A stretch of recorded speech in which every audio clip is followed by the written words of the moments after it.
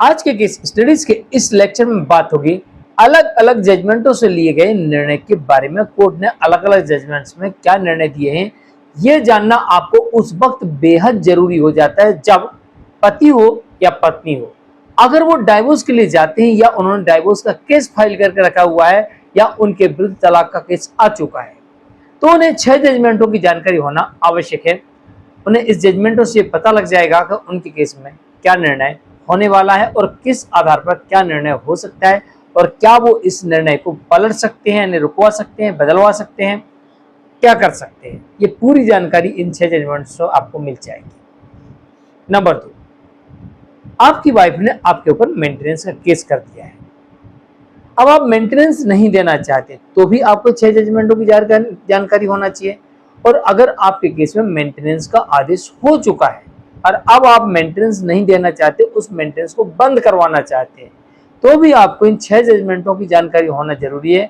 क्या आपके केस में मेंटेनेंस लगेगा या नहीं लगेगा, नहीं लगेगा तो किन कारणों से नहीं लगेगा, और लगेगा तो किन कारणों से लगेगा, बंद होगा तो किन कारणों से होगा और नहीं होगा तो किन कारणों से होगा।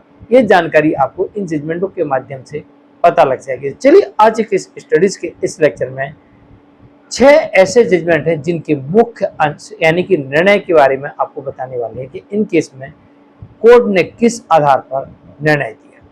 जय जिनेंद्र मुकेश जैन।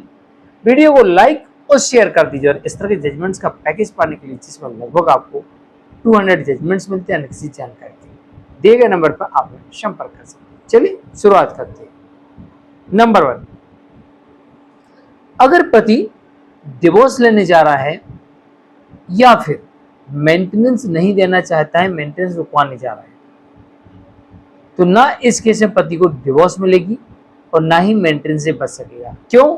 क्योंकि पहला जजमेंट जो आया है इसमें यह देखने को मिलता है कि पति ने दूसरी पत्नी लेके आ गया था। हाँ, ध्यान रहे कि उस जजमेंट की बात कर देता हूं जिसमें ये कहा था कि पति ने दूसरी शादी कर ली थी, लेकिन पहली पत्नी का वैसे ही ख्याल रखे था जैसे पत्नी उसके साथ रहती थी और उसे कोई आपत्ति नहीं थी। किसको? पहली पत्नी को। तो यहाँ पर पत्नी को फिर डिवोर्स कोर्ट ने नहीं दिया था। लेकिन इस मामले में ये देखने को मिलता है कि यहाँ पर पति दूसरी पत्नी को लेके आ गया था, तो यहाँ पर पति डिवोर्स चाहे तो कोर्ट देने से इनकार कर सकता है। साथ ही यहाँ पर पत्नी मेंटेनेंस और अन्य अनुरोध ले सकती है। लेकिन अगर पत्नी ही दूसरी शादी कर ले और फिर वो डिवोर्स लेना चाहे तो उसे ना डिवोर्स मिलेगा और ना ही कोर्ट उसे मेंटेनेंस देगी। तो इस केस में पति दूसरी पत्नी को लेके आ गया था। जजमेंट आया था मलप्पा वर्सेस नीलावा के मामले में, पंजाब हाईकोर्ट का जजमेंट है। दूसरा जजमेंट देखने को मिलता है मध्य प्रदेश हाईकोर्ट का, जो कि जगदीश श्याम वर्सेस श्याम के मामले में। पति की ओर से पत्नी के साथ लैंगिक संबंध रखने में असफलता। यहाँ पर ये कहा गया है कि पति अपनी पत्नी के साथ शारीरिक संबंध स्थापित नहीं कर पा रहा था, फिजिकल रिलेशन नहीं बना पा रहा था, पत्नी को संतुष्ट नहीं कर पा रहा था। तीसरा जजमेंट आता है राजकुमार वर्सेस हरिश्चंद्र के मामले में, जिसमें कहा गया है प्रतिवादी के विरुद्ध याचिकाकर्ता की ओर से निर्दयतापूर्ण व्यवहार। इसका मतलब यह है याचिकाकर्ता की ओर से, याचिकाकर्ता कौन है यहां पर?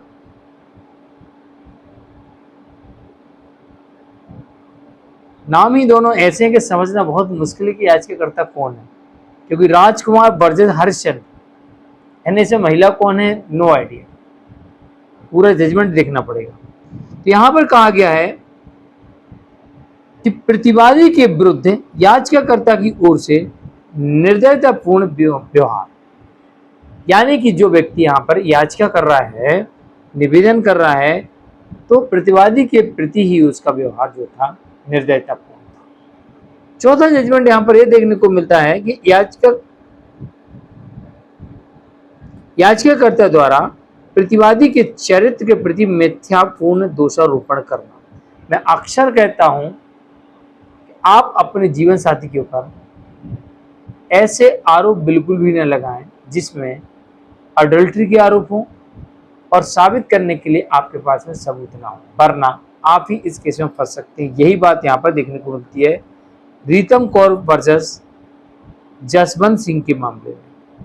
पांचवा यहाँ पर जजमेंट ये देखने को मिलता है कि पति के काम करने के स्थान से भिन्न स्थान पर सरकारी नौकरी करने वाली पत्नी, जहां पर पति काम करता है और पत्नी किसी अन्य स्थान पर काम करती है, जबकि उसकी जॉब ट्रांसफर हो सकती है, भला ही वो सरकारी हो, लेकिन वो ट्रांसफर नहीं ले रही है, ट्रांसफर नहीं करवा रही है, अपनी मर्जी से वहां पर जॉब कर रही है, तो ये पत्नी के विरुद्ध जाता है भरण पोषण के मामले में कि जॉब कर रही तो भरण पोषण तो के मामले जाएगा, नहीं मिलेगा। साथ ही यहाँ पर पत्नी डिवोर्स लेना चाहे तो कोर्ट डिवोर्स देने से इनकार कर सकती है। और यहाँ पर छठवां जो जजमेंट आता है, जहां पर एक नशा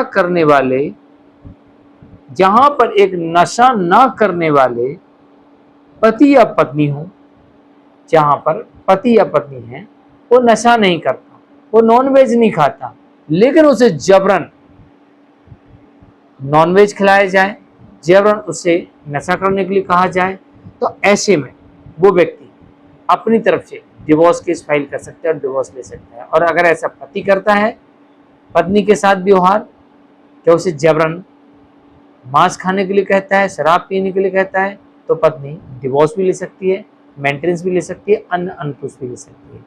और अगर पत्नी यहाँ पर पति को विवश करे, जबकि वो शराब नहीं पीता, मांस नहीं खाता, फिर उसे मांस खाने के लिए कहे, शराब पीने के लिए विवश करे, तो ऐसे में पति ऐसी पत्नी से डिवोर्स ले सकता है और यहाँ पर मेंटेनेंस से बच सकता है। ये थे वो 6 जजमेंट। हाँ, आखिरी जजमेंट का जजमेंट क्रमांक है, जजमेंट टाइटल है चंद्र वर्सेस सरोज के मामले में। जानकारी कैसी लगी कमेंट में जरूर लिखिए, वीडियो को लाइक और शेयर कर दीजिए। आज के लिए इतना ही।